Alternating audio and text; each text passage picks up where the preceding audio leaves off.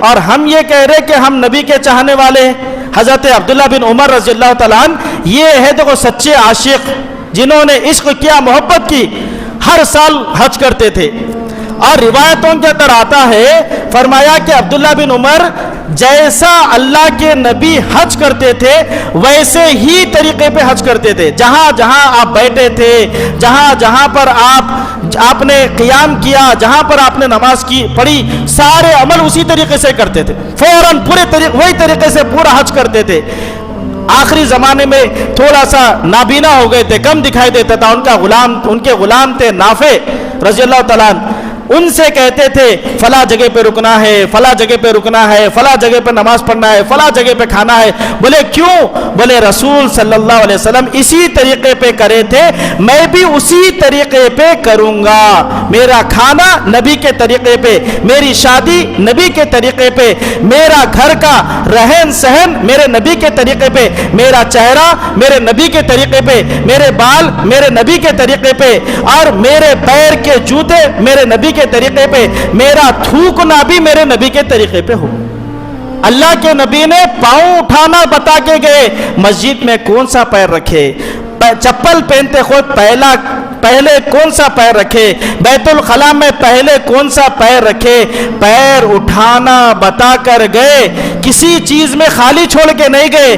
ہم سوچے غیروں کے طریقے پہ ہماری زندگی ہے. اللہ کے نبی کی حدیث ہے المرء مع من احب، فرمایا جو جس سے محبت کریں گے قیامت کے دن حشر اس کے ساتھ ہوں گا. جو جس سے محبت کریں گا حشر قیامت کے دن اس کے ساتھ ہوں گا. میرے دوستو ہم اپنی زندگی کو بدلے. صحابہ نے کر کے بتایا. واپسی میں حضرت نافع رضی اللہ فرماتے، حضرت عبداللہ بن عمر کہہ رہے فلاں جگہ پہ بڑا ٹیلا آئیں گا، ٹیلے کے پاس ہریالی ہوں گی، وہاں پر مجھے روکنا.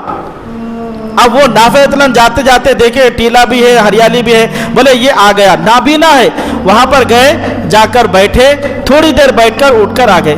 کہا کہ یہاں پر تو آپ نے کوئی عمل نہیں کیا اور یہاں پر آپ بیٹھ کر چلے آ گئے، کیا وجہ تھی؟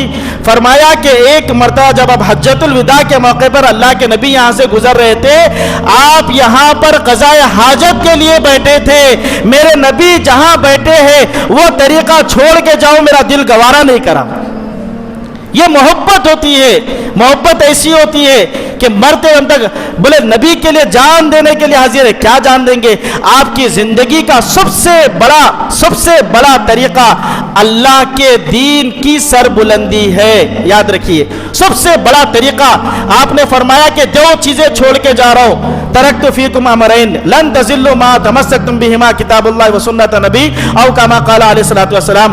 دو چیزیں چھوڑ کے جا رہا ہوں، مضبوطی سے پکڑو، کبھی گمراہ نہیں ہوں گے، ہدایت کی راہوں پر چلیں گے. فرمایا کہ قرآن اور میرا طریقہ، قرآن اور میرا طریقہ، یہ دو چیزوں کو مضبوطی سے پکڑ لو. آج ہماری صبح سے لے کے شام تک پورا ہمارا مہینہ، پورا ہمارا سال ذرا غور کرے نبی کے کتنی سنتیں ہیں ہم ذبح کر رہے، چھوڑ رہے. اور ہم یہ بول رہے کہ ہم نبی کے طریقے پہ زندگی گزارنے والے، ہم نبی کے چاہنے والے. سوچے کون سے طریقے ہم چھوڑ رہے. کہا کہ وہاں پر اللہ کے نبی بیٹھے تھے، وہ طریقہ چھوڑ کر چلے جاؤں مجھے پسند نہیں آیا، اس لیے وہاں پر بیٹھ کر تھوڑی دیر بیٹھ کر نکل گیا، چلا گیا.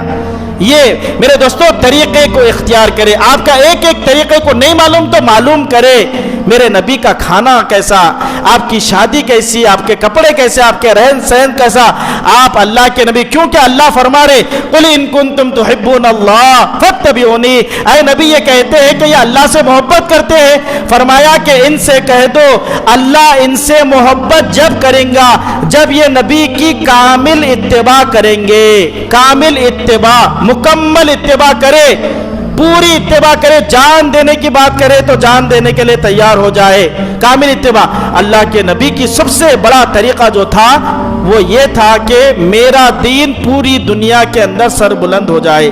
میرا دین ہر مسلمان تک، ہر انسان تک، ہر کچے پکے گھر کے اندر دین میرا داخل ہو جائے. یہ آپ صلی اللہ علیہ وسلم کا طریقہ تھا. آج ہم چھوڑ دیے. بولے ہم جان دینے کے لیے تیار ہیں. مول صاحب اگر ہم بولے 4 مہینے لکھ لو اللہ کے راستے میں، اللہ کے دین کو سر بلند کرنے، نبی کے نام کو سر بلند کرنے، تو اس کے لیے ہم تیار نہیں ہیں. مول صاحب क्या है फिर मोहब्बत?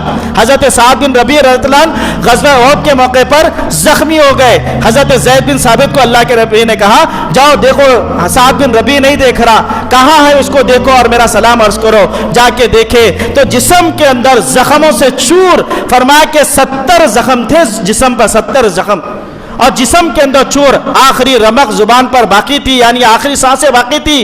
कहा कि अल्लाह के नबी ने सलाम कहा कि वालेकुम सलाम या रसूल अल्लाह, कहा कि अल्लाह के नबी को मेरा सलाम कहना।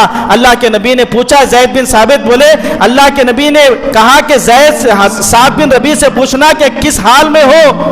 साद बिन रबी से जब पूछा तो कहा, अल्लाह के नबी से कह देना जन्नत की खुशबू में सूंघ रहा हूं।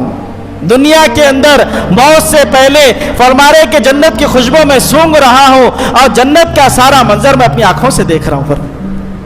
और इसके बाद फरमाया, मेरे अंसार भाइयों से कह देना जब तक तुम्हारी आंखें खुली है, यानी तुम्हारी जिंदगी बाकी है, और अल्लाह के नबी को आंच भी आ जाए, अल्लाह के नबी को जरा भी तकलीफ भी हो जाए, फरमाया क़यामत के दिन तुम अल्लाह के सामने उज़र पेश नहीं कर सकेंगे, उज़र पेश नहीं कर सकेंगे।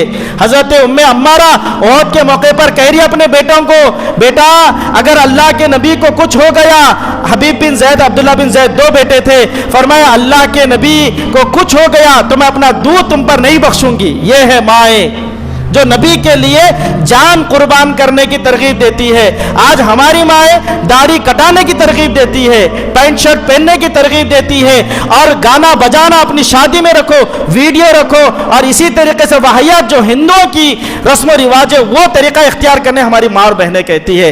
मेरे दोस्तों, ये 12 रबीउल अव्वल मीलादुन नबी का जो महीना है, जबकि अल्लाह के नबी की पैदाइश है, हम ये दिल में नियत करें कि हम नबी के तरीके पे जिंदगी गुजारेंगे, इंशाअल्लाह गुजारेंगे ना भाई, इंशाअल्लाह नियत करो। असल चीज यही है, महीना आकर ये याद दिलाता है सहाबा की जिंदगी। मैं तो ये बार बार आपसे गुजारिश कर रहा हूं, अल्लाह के नबी की जिंदगी को पढ़ो, अल्लाह के नबी की जिंदगी को पढ़ो, पढ़ना नहीं आता तो सुनो। और आजकल तो सोशल मीडिया का दौर है, यूट्यूब के अंदर सीरतुन नबी सल्लल्लाहु अलैहि वसल्लम आपको पूरी सीरत मिल जाती है।